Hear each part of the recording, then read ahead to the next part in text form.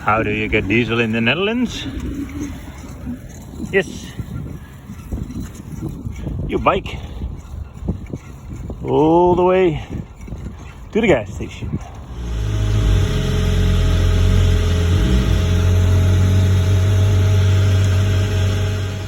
Yes, not very cheap in the Netherlands. So because it's the start of the season, I want to have fresh fuel, and you find that at the petrol station. So adding some Acticide, another tip from Wijnand, helps to make sure that there is absolutely no chance of bacteria, especially not at the beginning. So filling up the diesel tanks. Hey boys and girls, welcome to another episode of Sailing Windrows, and this time it's all about getting ready for our first sail, which will be next episode, and we'll go to the Mark of Baden, so that's quite nice. But the first step was getting the boat ready. Started with going to the fuel station back and forth for about 5 times, and after that we had enough fuel. And we were ready to put the main engine back in place. Let's go. It's that time of the year again. Ah. Nice and warm, because this is the central heating machine. We have 2 sailbags. Numero 1 and numero 2. Yeah. Whoops. A couple of ropes.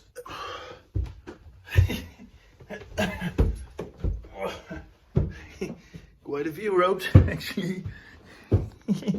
Today, big day. We're gonna put on the sails.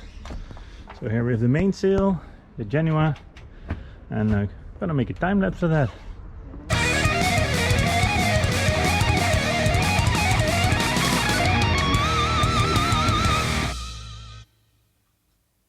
So adding some PTFE spray to make sure that the thing that raises the hat sail runs smoothly and turns smoothly, so the halyard doesn't go twisted around the forestay, which I had on my previous boat, and I totally wrecked the forestay. So I always use a little bit of PTFE to make sure that that runs smoothly. So Stef sailed through in winter. So all his nuts were up to date, and Sacha was starting the season again. So Stef used the time to explain her the paalsteek, which I will translate below. Hoe gaat de lus? Doe ik de lus nu goed? Nee. Heel goed. Dus de lus doen we zo. De touw die je gaat doen ligt bovenop. En dan gaat hij van achter. Dan gaat hij erin. Dan gaat hij er buitenom omheen. En dan gaat hij er nu voorin. Oh mijn god. En dan gaat hij erin. En dan trek je hem aan die en die. Dus de kop, de lus en de staart. En dan heb je een paas. So having everything in place, it was just a matter of finishing the furler, putting in a line to roll it up, and roll it up without the line, that is. Roll up the line actually the first time by hand. That's what you do.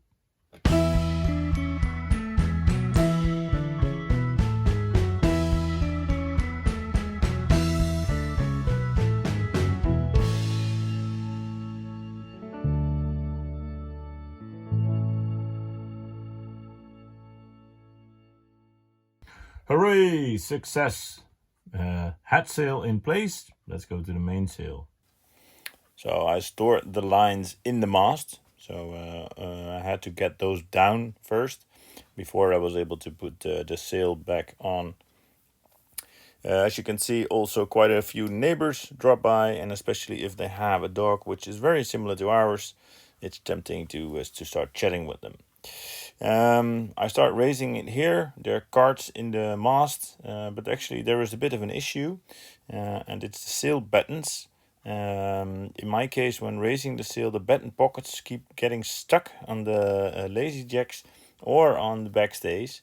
I'm asking a sailmaker, but if you have any tips, feel free to help and put it below. So when Sacha was ready chatting with the neighbors, together we finished the jobs, put in the reef lines. Obviously, I actually only had 2 at the beginning of the season, and you will see that I will end up with 3. So when everything was up there, it was a matter of lowering the sails and storing them. We call it opdoeken, in a obviously very nice manner, because it's the first time in the season there was no wind.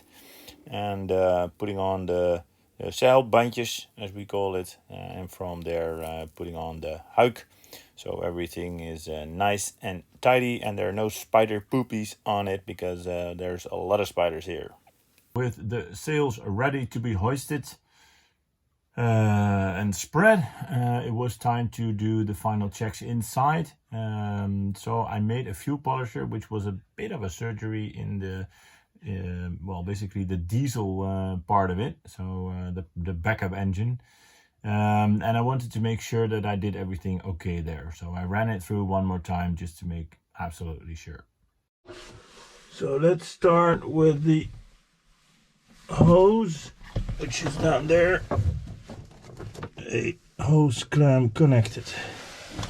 Goes up here, hose clamp,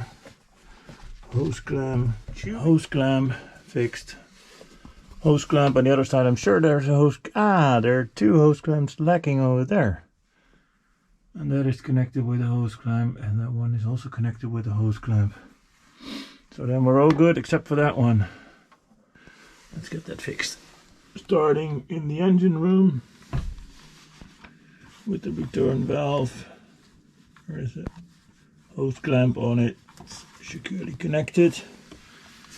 Also have the tie ribs in place, so it's not connecting anything. So all these hoses, they are correctly installed. It's a nice bundle, so this should be okay. So one of the things that I always do is I check the V-belt, and I check the tension on the V-belt.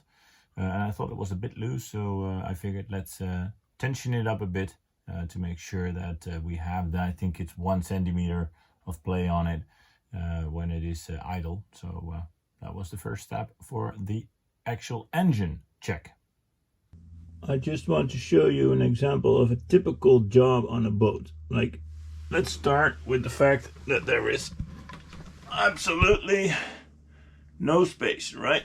So you have the ladder here, you have the engine. Then I wanted to make tension on the V-belt, but to keep tension on it, you need to adjust the alternator, which is down there. So to get tension on the alternator, I used, we call it in Dutch, de waterpomptang. And then you need to fasten the bolt, so I have a wrench here, but you also need a spanner down there, because else it moves. And obviously you cannot get in there with both hands and put tension on the spanner, so, or on a wrench actually. So this is how you do a boat job. So the fuel polisher helps to get clean diesel in the day tank, but from the day tank to the engine there's actually another filter. It's a bit SEPAR-like, and I wanted to clean that as well and make sure that it is nice and spiffy. And it's under the bed. In the berth on port side back, so it's a bit of a nasty place to get to. So this is the other filter. It's also a SEPAR-like filter. So I'm going to open it, and then first I'm going to drain it, but obviously there is not a whole lot of space down there. So what I will be using, I thought let me show you this trick, because I kind of thought it was kind of neat. Somebody showed it to me once. It's like a milk jug, and then you basically cut it all around, and then you have like a perfect scoop with a dop, with a cap on it. The only thing is you should actually use clean milk bottles, but just see if I can kind of open this up. And why do you make such a weird noise, you may ask? Well, obviously there's not really a lot of room to maneuver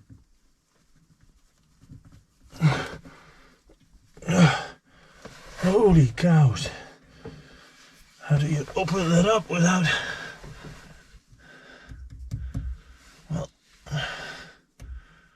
why should I open it up? There's no water in here, is there? Let me just quickly check the footage. So I was unable to open it up on the bottom. Let's see what happens if I open it up on the top. Ooh, this is exciting.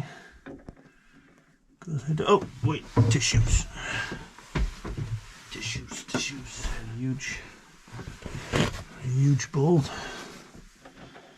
coming out. Rubber O-ring there. That looks good. Let's get the cap off. Ooh, diesel. A lot of diesel. There's a seal. Just put it back in the lid. Now the question is, how do you get this out without turning everything into one big mess?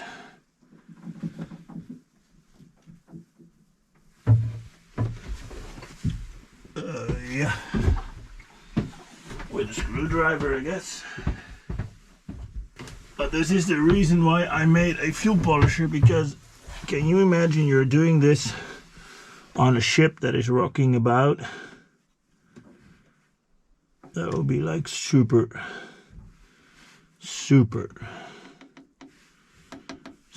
inconvenient, and also super messy.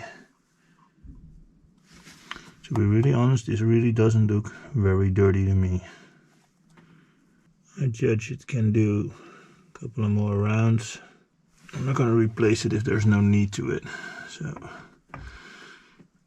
at least I now know how it works. Let me get the other filter and check if it at least is the same size, etc. So that if we are in trouble, that I can replace it with the right filter, which is very handy. Because you need it when you need it, right? So there we have it. This seems to be FS 20103.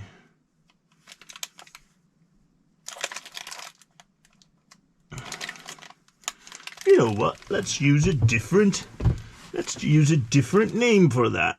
Very handy, guys. But this appears to be the exact same. The height is it's the same, and the bottom looks the same. It's the same size as well. So this one is white, this one is brownish, but yeah, it's a bit, when you make stuff wet, it also looks different. So I'm pretty confident with this filter. Filters back in, and yes, I need to drain that because else we will get air in the system, and that is another problem. So let's just return this. Looking good. And so I guess that's it. So that was quite a fiddly process and quite dirty. It's diesel, so it also smells. It's in the area where we sleep. It's under the bunks, so yeah, I'm super happy with my fuel polisher, because it's not the ideal place to do these jobs. But with having checked the coolant, the oil, the tension on the V-belt, it was actually time to fire her up and see if she was still alive.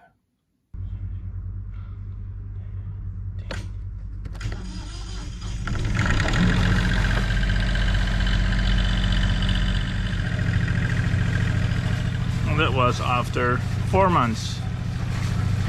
November, January, December, January, March, April. 5 months. No smoke. Just plenty of water, I would say. And and to me it runs beautiful. Let's see inside.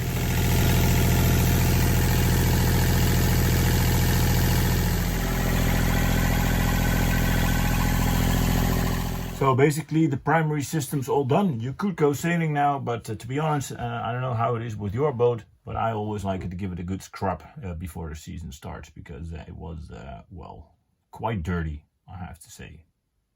I'm going to clean the boat, which is part of the to-do list. At least that is what I think. So, a rather simple cleaning tools, as you see. Just a lot of manual work, but that's not a problem. It's just a bit of time and hands.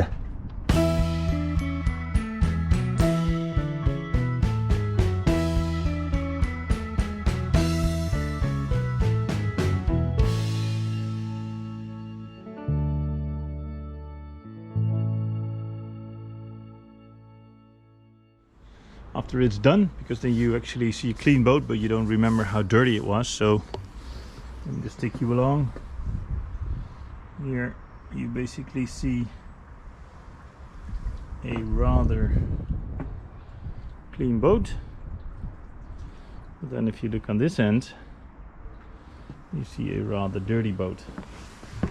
Just to show it a bit closer, like a lot of mess everywhere that kind of piles up, and I prefer to keep it clean, because if you keep it clean, then at least when you use your January rail or something else, there is no stuff that gets in between you and the business of sailing.